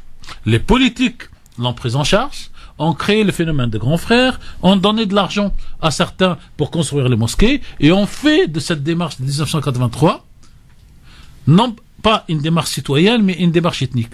Et ce qui me désole, moi, et je le dis à tous ces jeunes que je rencontre de moins de 30 ans, c'est qu'aujourd'hui, ils n'ont plus la revendication du triptyque liberté, égalité, fraternité, mais la revendication religieuse musulmane, et vous avez des partis qui poussent comme des petits machins, je sais pas ce que bon pense Yasser, français et musulmans, je sais pas quoi, égalité PGD, donc, et c'est ce phénomène-là qui fait que on construit, malgré nous, et dans l'ignorance, du communautarisme qui ne nous sert pas. Et non pas de la citoyenneté, parce que quand vous dites liberté, égalité, fraternité, vous y ajoutez pour vous musulmans, sans que personne ne vous le reproche. Et peut-être il y a ça, le décalage, moi, que je n'arrive pas aujourd'hui à comprendre et à transmettre. Moi, j'aimerais, parce que je cherche à comprendre, j'ai pas la réponse. Mais moi, je veux savoir qu'est-ce qui fait que chaque fois qu'on a une opportunité de sortir la tête de l'eau, d'émerger, pas de réussir, parce que réussir dans l'absolu, je pense qu'on a pas réussi. On a réussi économiquement et socialement. On réussira, on le saura le jour où on aura fermé les yeux. Pour ceux qui croient, ce sera devant Dieu, et puis ceux qui croient pas, ce sera l'héritage qu'ils auront laissé en termes de famille et de biens. Mais moi, voilà, je prends un cas pratique. Alors, 83, on se les fait voler, on est d'accord. La plupart des cadres de la marche des beurs, on finit tous travailleurs sociaux. Pas de marche des beurs sur France Maghreb. Et ça, j'y veille. La marche de l'égalité. Ils ont tous fini contre le racisme et pour. Alors, ils ont tous fini. Alors, les Bazaniers ont fini travailleurs sociaux et les Blancs ont fini politiciens. Exception faite d'Harlem Désir et les Gris. Et les organisateurs ont terminé en prison. Voilà. Parce qu'il faut aussi savoir qu'on a été chercher des petites affaires de rien du tout de quartier il y a 10 ans pour après la marche, leur sortir le dossier juridique. La France est en état de droit. Et quelques-uns, malheureusement, et c'est ce que je dis, ont terminé plutôt dans la religion pure et simple. Certains dans le salafisme classique. D'autres dans le salafisme que je voudrais même pas. 83, 2006, 23 ans. 23 ans, il y a la guerre, la crise des banlieues. Villepin est ministre. Sarkozy, ministre de l'Intérieur. Il y a l'affaire Bouna et Yazid. Et on a un mouvement qui s'appelle Assez le feu qui émerge. Qui encadre les choses, qui s'exprime très bien à la télé. Un leader qui s'appelle Mèche, entre autres. Et ce gars nous dit le cœur sur la main, parce qu'en fait, je le juge pas à lui, je l'indexe pas, mais il est l'image de ce qu'on vit, en fait, à chaque génération. Il nous dit le cœur sur la main, je suis apolitique, je suis au-dessus de tout, et vous pouvez me faire confiance, et je vous trahirai jamais. Qu'est-ce qu'il fait? Il se fait embaucher chargé de mission au ministère de l'Environnement et de l'Écologie, et il finit aux européennes ou aux régionales, je m'excuse si je suis pas précis, avec Europe Écologie Les Verts. On va où? Vous en avez d'autres qui vont faire le même chemin. Alors, je parle de lui, donc nous, qui se sentent pas visés, c'est l'exemple. Moi, je préfère qu'ils me disent en amont, je représente un mouvement social qui défend la crise des banlieues, mais je suis politisé. Il a le droit. Et c'est comme ça qu'il faut qu'on se présente, parce que quand il le fait à l'envers, il nous trahit. Le problème, si vous voulez, et là, j'allais dire, c'est l'ancien étudiant de Sciences Po qui va vous expliquer la chose, c'est que vos intentions du premier jour ne sont pas les intentions de la réalité quand vous accédez à quelque chose, et que on n'est pas obligé d'accepter. Non, mais voilà. Moi, non, mais attendez. Alors, le gros problème, en fait, c'est que ceux qui ont construit des carrières économiques et sociales refusent souvent d'être les arabes de service, pour faire simple, et que les autres, n'ayant pas pu faire ce chemin, deviennent des alimentaires. Nous, on les appelait dans les années 83, je sais pas si vous êtes tombé Yasser sur ce mot, nous, on les appelait les alimentaires. Khobzistes maintenant. Khobzistes maintenant. Quand on le voit, et on dit, c'est pas grave, mesquine, le pauvre, il y va parce qu'il a la subvention pour une association. Et je veux pas parler de la fin d'une très grande association qui a fait un gros travail, France Plus, parce qu'il faut aussi connaître ça, et qui tombe parce qu'à certains moments, le principal responsable refuse des choses, et là, tout d'un coup, dans sa comptabilité, on va chercher. Il y a la MUM. Al Capone. Il y a la MUM. Il y en a beaucoup. Et donc, pour rester. Il a créé notre association, je crois, ce monsieur. Non, il a créé autre chose. Il est beaucoup plus efficace là où il est créé, parce qu'il a été piqué, et maintenant, il est en train de préparer, d'ailleurs, des candidats. On nous en parlera pour voir quel est l'objectif. Ce qui pose problème aujourd'hui, c'est comment une radio, une association, un livre, une revue peut aider à cette transmission pour que chacun sache qui il est. Et moi, je suis de ceux qui disent aujourd'hui que nous sommes dans ce qu'on peut appeler une identité multiple et diverse, heureuse. On est heureux d'être né au Maghreb. On est heureux d'être né dans cette culture ou confession musulmane. On est heureux d'être français et de vivre en France. Et c'est à nous, à chacun, de transmettre donc cet équilibre et de pouvoir surtout le transmettre aux enfants et de leur expliquer qu'ils peuvent être toutes ces identités et heureux là où ils sont. Je terminerai par une phrase, ça doit vous arriver tous les jours, RSR. Quand vous êtes à l'étranger et qu'on vous dit vous venez d'où et que vous êtes français, tout le monde est fier de vous et vous êtes fier de représenter la France. Et quand on est à l'intérieur, on a le problème contraire où les autres ne vous regardent pas pour français. J'ai dit moi un jour dans une conférence au CSA pour ne pas la nommer, qu'en fait nous ne sommes français ou pas dans le regard de ceux qui nous regardent et non pas ce que nous on pense on est français ou pas. Et nos jeunes, alors certains par provocation et d'autres par non-maîtrise de la trajectoire, ne savent plus. Et vous avez raison, cher Mourad, s'ils sont tout à fait français ou tout à fait algériens ou tout à fait homéades pour faire la boutade. J'aimerais aller un peu plus loin en disant que il y a aussi beaucoup de problèmes sur l'étymologie des mots. Oui. Notamment, on emploie souvent le mot raciste. Mais c'est l'expression de la différence. Voilà la définition qui en est faite. Mais je crois savoir qu'il n'existe qu'une seule race, la race humaine. Donc, on ne peut pas être raciste. C'est notre débat. On va passer à la 8 mai. Mais moi, je rajouterai, et je poserai peut-être la question toujours sous forme d'interrogation et jamais de certitude, à notre âge et dans cette radio. C'est la question suivante. Pourquoi en France, on a plusieurs lois pour lutter contre les racismes et les discriminations? Pour moi, une seule loi suffit. Quitte à rajouter un petit voilà, donc on est le 8 mai, donc mais parce qu'une loi est faite pour être transgressée, c'est sa règle. Bon, allons-y, donc parlons du 8 mai, côté donc est positif, on enregistre, on écoute.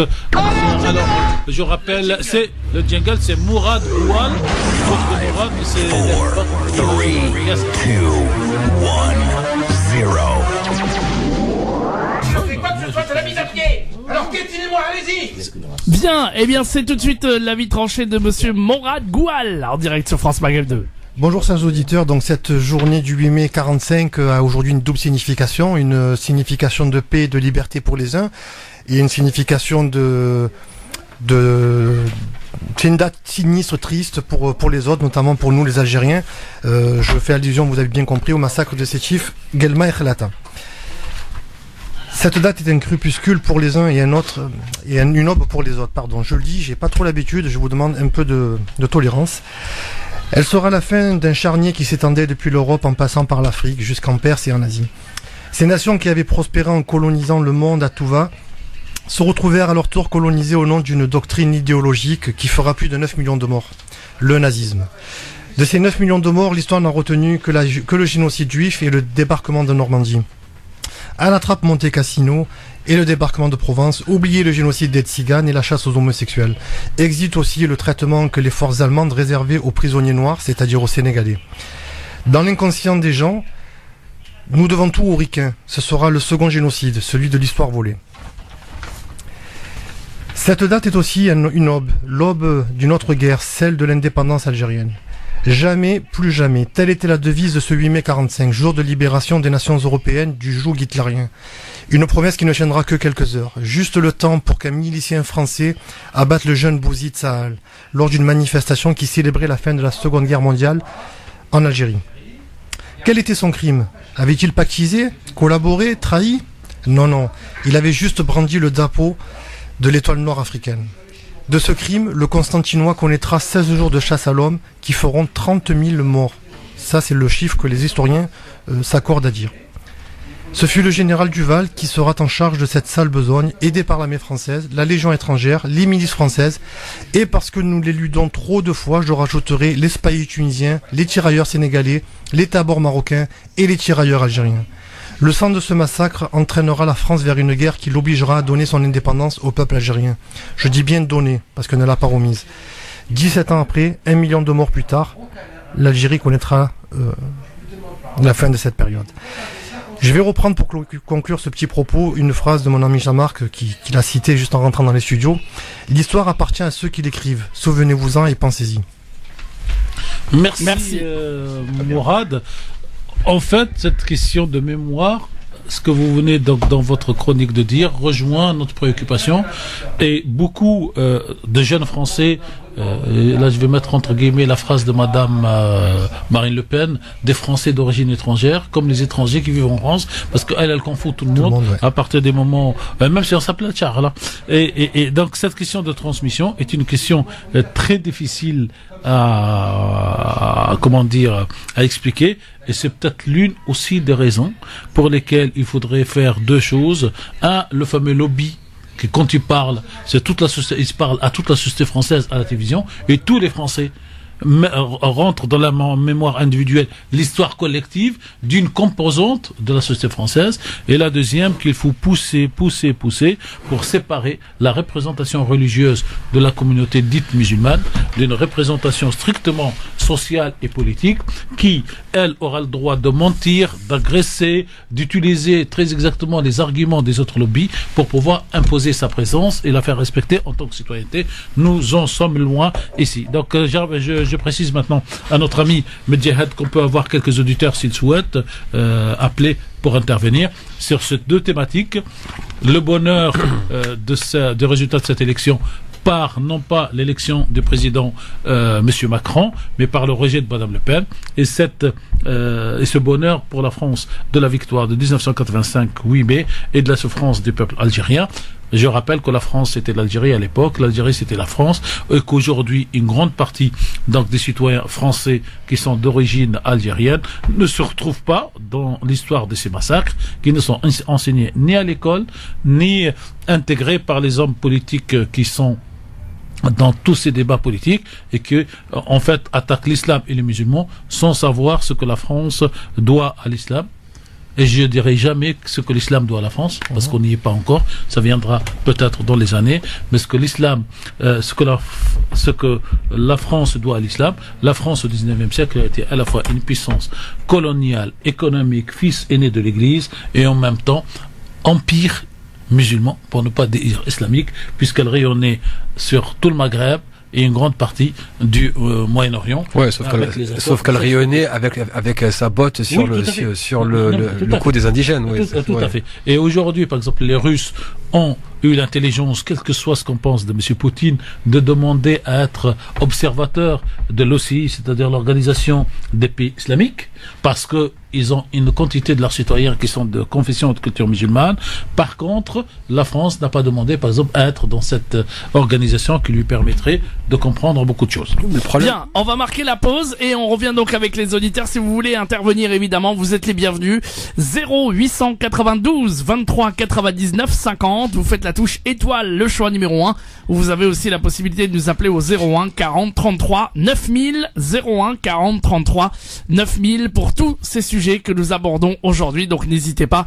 0892 23 99 50 ou 01 40 33 90 00. On revient juste après la pub et on continue évidemment avec le grand forum spécial en direct sur France Maghreb 2. Merci de nous rejoindre sur France Maghreb 2, évidemment en direct pour cette émission, le grand forum spécial avec tous les auditeurs qui sont les bienvenus, évidemment, si vous voulez intervenir. 0892 23 99 50 étoile et le choix numéro 1 pour arriver directement au standard, ou le 01 40 33 9000, les deux numéros qui sont à votre disposition. 0892 23 99 50. Cher Monsieur Tarek Mami, on a des premiers auditeurs. Est-ce que vous... Oui, bien sûr, on y va. Alors on va accueillir un premier auditeur, il s'agit de Abdel, qui nous appelle de Paris. Bonjour Abdel. Oui, bonjour à tout le monde et en particulier à Monsieur Tarek Mami. Bonjour, voilà. Merci. Bonjour.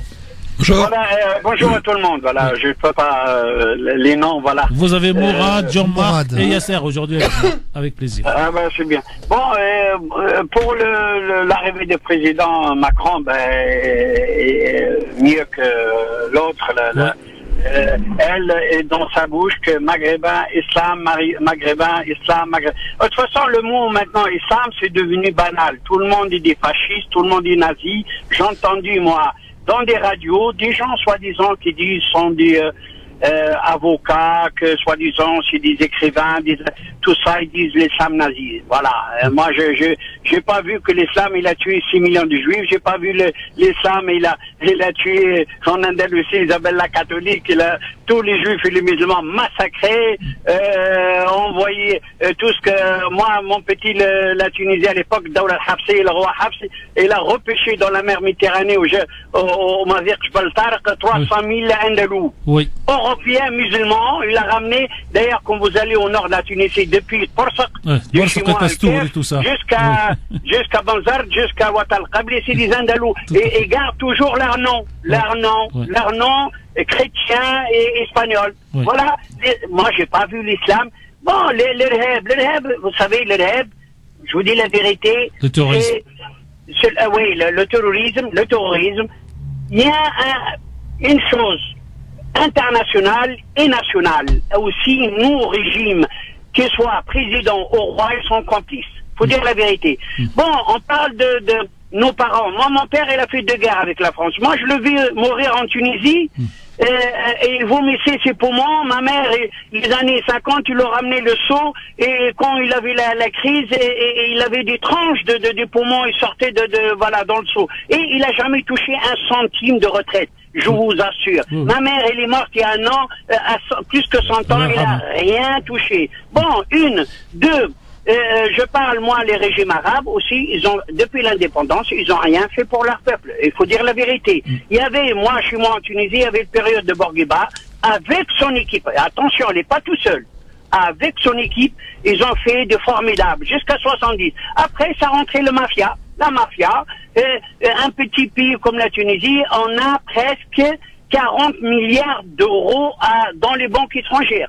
Je parle pas des autres, l'Algérie, tout ça. Bon, l'Algérie, leur révolution, c'était formidable, mais on a tué le 8 historique à Falen, à Miroche, Boudiaf, Kheder, tout massacré. Et après, vous avez vu qu'est-ce qui se passait pendant la guerre civile. Merci. Il y a 200 000 morts algériens. Et au revoir, l'islam. Merci, tous les Abdelsi. régimes arabes sont complices. Merci beaucoup. On va peut-être laisser notre ami Mourad réagir. Oui. Ben moi, je rejoins ces propos. Hein. L'Algérie a dilapidé l'héritage de cette révolution. Elle n'a pas dilapidé à fond perdu, parce qu'elle a dilapidé en se remplissant les poches, notamment ceux des généraux et de tous ces classiques du FLN. Et vous savez qu'aujourd'hui, on est en 2017 et on continue à indemniser des moudjahids.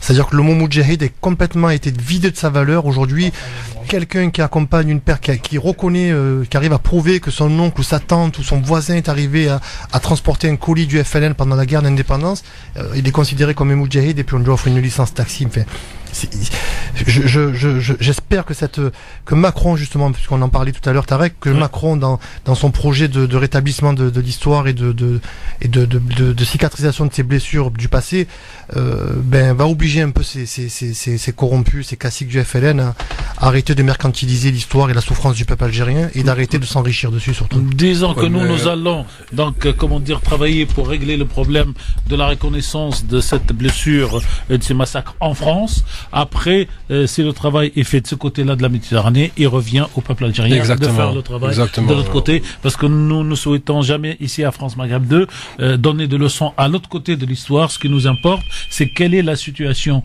des Français, comme on a dit tout à l'heure, les citoyens français de culture musulmane, ou qui viennent du Maghreb ou d'ailleurs, parce que la bataille pour nous, elle est, comme dirait Mitterrand, ici et maintenant, et non pas ailleurs, demain ou hier. Si un autre auditeur en prend, Yasser, sur une petite réaction? Non, en fait, c'est que, encore une fois, le travail qui doit être fait sur la mémoire doit être fait par les premiers concernés. Donc, tu disais à juste titre, Tarek, que c'était qu'au d'abord qu'on fasse le travail ici, de ce côté de la Méditerranée en France, mais la mascarade et la récupération des révolutions, celle algérienne ou la tunisienne, etc., il y en aura toujours. Et c'est pour ça, en fait,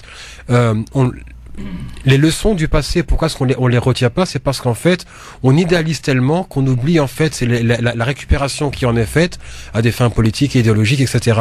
Donc c'est pour ça que maintenant, tant qu'il n'y a pas un travail, moi, ce qui me tient à cœur, c'est vraiment l'éducation populaire. C'est vraiment en fait qu'il y ait une transmission qui se fasse, veut dire en dehors des circuits officiels. Pourquoi ? Parce qu'on voit que on attend toujours qu'un livre sorte pour sauter dessus et le feuilleter, alors nous avons tous des mémoires vivantes qui sont encore là et qu'on peut encore interroger. C'est le cas, par exemple, pour le FLN, et c'est vrai que pour moi ça reste une mascarade sans nom, cette espèce de récupération incessante de l'histoire et qu'on oublie les véritables héros de cette révolution. Mais malheureusement, tant qu'un peuple ne prend pas en main son histoire, il ouvrira la porte à ce que d'autres l'écrivent à sa place, que ce soit issus de ses propres rangs qui vont en tirer profit aux dépens de la masse, ou bien carrément l'ancienne puissance occupante qui va dire en fait il n'y avait pas de résistance dans tel pays. Ça me rappelle, et c'est une blague, le père d'un ami d'enfance qui me disait à l'école, il voulait une fois, il était féru d'histoire. Lycéen, il est parti à la librairie demander un livre d'histoire sur avant Bourguiba. Il me dit mais t'es malade, avant Bourguiba il y a rien. Exact. Bien. Alors on va prendre des auditeurs au 0880. On va faire un peu plus court pour prendre plusieurs. Alors Yacine qui est avec nous de Reims qui nous appelle au standard. Bonjour Yacine. Yacine, allô, il faut couper la radio s'il vous plaît. Oui, bienvenue Yacine. Vous êtes sur France Maghreb 2 en direct. Bonjour Yacine. Voilà. Bonsoir, bonjour tout le monde. Et moi, je téléphone, je voulais savoir, moi je voulais seulement parler un tout petit peu de 8 mai 45. Alors oui, mais alors rapidement, parce que on va prendre un max d'appels, donc il faut vraiment faire court. Allez-y. Oui, non, je vais pas rester là.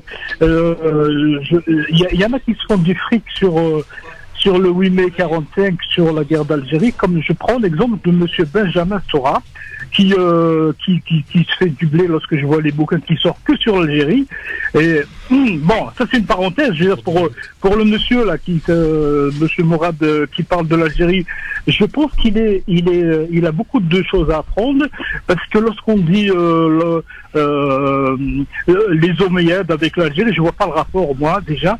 Mais l'histoire de l'Algérie, il suffit d'aller dans des bibliothèques, que ce soit en France ou même en Algérie, il y a des témoins, il y a plein d'écrits, il y a encore des gens vivants, même une personne de 8 mai 45 de Galmac qui est toujours vivant. Donc, faut pas, lorsqu'on veut connaître l'histoire de n'importe quel état du globe, on peut. Il suffit, lorsqu'on vient sur une radio, il faut avoir des connaissances solides. Même France Fanon, lorsqu'il est venu défendre, ça, je m'adresse à monsieur Jean-Marc Zébulus. Oui, Jean-Marc. Moi, je me souviens, j'ai des enregistrements de France Fanon avant qu'il soit algérien. Des enregistrements audio? Audio, bien sûr. Faut les partager. Nous sommes preneurs. Avant qu'il est venu faire de la guerre contre les Allemands. La radio est preneuse de ces enregistrements, si vous en avez, pour qu'on puisse diffuser, parce que c'est aussi ça, le problème de la transmission que nous avons, c'est que beaucoup d'entre nous ont des trésors de mémoire, et pour des raisons, soit historiques, soit... à l'occasion, il y a pas de souci, à l'occasion. Je voulais seulement vous dire que lui, il regrettait d'être venu défendre la cause des Français, parce qu'il se mouillait pas. Il a vu et ça, c'est France Fanon, avant qu'il soit expulsé de l'Algérie, vous savez, il y a moi, je suis heureux et fier, si vous voulez, chers messieurs, de donner la parole à tous ceux qui tourne dans le sens positif autour de la radio, parce que nous avons des connaisseurs. Vous écoutez cette radio et vous voyez que des gens qui connaissent très bien, mais on a aussi besoin des autres, j'allais dire, composantes de notre propre composante, parce que si on n'arrive pas à nous former les uns les autres à travers de la radio, chacun sera dans son coin avec sa certitude, sans avoir à partager. Merci encore. Merci beaucoup. Merci beaucoup. Et nous sommes, je répète, nous sommes preneurs. Si vous pouviez appeler hors antenne tout à l'heure, je prendrai avec plaisir vos coordonnées et je vous appelle pour qu'on puisse avoir ces enregistrements de France Fanon et d'autres. Nous trouverons toujours un créneau dans la radio pour le diffuser, pour que les gens apprennent, parce que la radio c'est aussi, comme je l'ai toujours dit ici, Iqra, premier verset du Coran, lis, apprends, analyse, comprends. Merci encore. Voilà, 0892 23 99 50 01 40 33 9000. On a Méziane cette fois-ci qui est avec nous. Il est en direct si tout va bien normalement. Méziane, bonjour. Est-ce que Méziane est là? Méziane, Non, il n'est pas là. Bon, alors on va peut-être prendre un autre appel d'ici une petite seconde. Le temps que le standard... de toute façon, le standard ne s'arrête pas de sonner de ce côté. Voilà, c'est ça, c'est ce que j'allais dire. Donc on arrive tranquillement à la fin de cette émission un peu spéciale, un peu particulière. Mais donc 2017, pour à la fois commenter à chaud notre ressenti sur l'élection. Il est clair qu'aujourd'hui, ce qui apparaît dans la société française, c'est que beaucoup de gens ont voté non pas pour, et ça c'est assumé, y compris hier dans son discours d'investiture, parce que j'ai écouté, je ne sais pas si vous avez écouté hier les deux discours de monsieur Macron. Le premier était présidentiel solennel et le deuxième était un peu plus festif, même si le mot festif n'y va pas. Et dans le deuxième, il dit, j'ai bien compris que je n'ai pas été élu en grande partie sur mon nom, mais sur le refus de l'extrémisme, du racisme, et donc c'est un élément que je dois garder que je dois garder en mémoire et que vous devez me rappeler. Et je pense que c'est quand même. Bon, on lui rappellera. Oui, tout à fait. Mais il est demandeur, et je pense que c'est un nouveau discours qu'on écoute dans la bouche d'hommes politiques. C'est un dernier auditeur, on le prend. Non, c'est bon. On va conclure, madame. On va conclure. C'est Medjahed qui tient la table, donc c'est Medjahed qui est dans les ordres. Donc, Mourad, il y a de la lecture, hein. Il y a beaucoup de lectures, mais très modestement pour répondre à cet auditeur, c'est pas Méziane, je me rappelle plus son prénom. Non, c'était notre ami de Reims. Ouais, voilà, notre ami de Reims. J'ai oublié son prénom. Dire que justement la vie est tellement longue et qu'on a tellement de choses à apprendre qu'on ne pourra jamais tout savoir. Voilà. Et c'est pour ça qu'on a besoin de moi j'adore à titre personnel de temps en temps, on la met ici d'ailleurs quand j'ai les chevilles qui enflent ou quand quelqu'un commence à me parler, il y a la superbe chanson de notre ami, même s'il a 2 fois notre âge, Jean Gabin, avec cette fameuse chanson je sais, à 16 ans je sais, à 20 ans je sais, à 40 je sais, et à 70 je sais, mais là je sais que je sais rien. Jean-Marc? Je sais toujours que je ne sais pas. Voilà. ça va être rapide, Yasser. Dernier mot pour cette émission un peu spéciale, un peu bousculée. La résistance commence. Voilà. Alors j'avais dit, et je peux le dire aux auditeurs, qu'on peut être électeur de monsieur Macron le dimanche, pour faire simple, parce qu'on est parisien, à 19h45, attendre le résultat, voir qu'il gagne, et se mettre en position d'être opposant ou premier opposant à monsieur Macron à partir de 20h01, et quand on veut lui laisser un petit peu de temps de réflexion, à partir de la première décision qu'il prend, et qui nous semble injuste, par rapport à ce que nous pensons, par rapport à ce que nous souhaitons, par rapport à l'avenir de ce pays, notre pays à tous, la France. Et oui, j'aime bien dire de temps en temps que oui, nous sommes chez nous, sans dire nous aussi. Oui, nous sommes chez nous, pour casser ceux qui disent nous sommes chez nous. Celui qui n'est pas content, il n'a qu'à partir. Et je paye le billet. Voilà, nous sommes chez nous. Il est 17h59, le journal arrive. Tout à fait. Merci Medjahed de vous être déplacé aujourd'hui. Avec plaisir. Non pas pour faire du jeu et pour faire amuser nos auditeurs, mais pour faire quelque chose de sérieux. Mais dans quelques minutes, on va avoir justement... Merci monsieur Medjahed. Avec plaisir. Dans quelques minutes, donc quelqu'un va arriver, c'est à l'Olympia, il sera à l'Olympia le 10 mai, c'est Echo qui sera justement avec nous en interview. Voilà, parce qu'il faut de la culture, il faut que les gens s'amusent, il faut faire de tout. Et demain à 16h, vous aurez notre ami Christophe Roux. Exactement. Pour reprendre les rênes de l'émission. Donc LGF, le grand forum, tous les jours du lundi au vendredi, de 16h à 18h30, avec la dernière demi-heure pour notre ami Amar et l'éphéméride. Merci.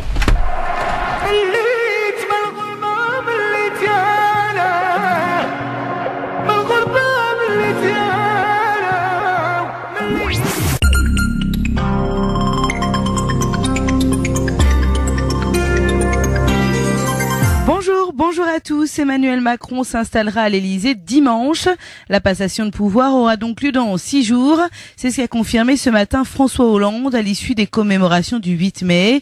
La cérémonie a eu lieu en présence d'Emmanuel Macron, le président élu, et le sortant, François Hollande.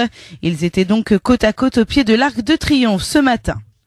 Une cérémonie qui n'a pas attiré la foule, quelques milliers de personnes, pas de ferveur ni d'enthousiasme particulier ce matin sur les Champs-Élysées.